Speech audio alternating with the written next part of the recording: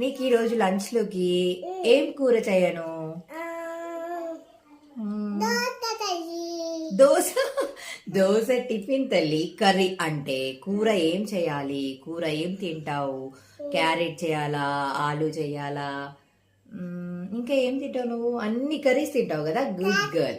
సరే, పాలకూర చేయాలా? చపాతి తింటావా? ఇప్పుడు నీకు లంచ్ లోకి చపాతి చేయాలా? చపాతీలోకి ఏం వేసుకొని తింటావు? పచ్చడి వేసుకొని తింటావా? ఏం పచ్చడి వేసుకొని తింటావు? టమాటానా?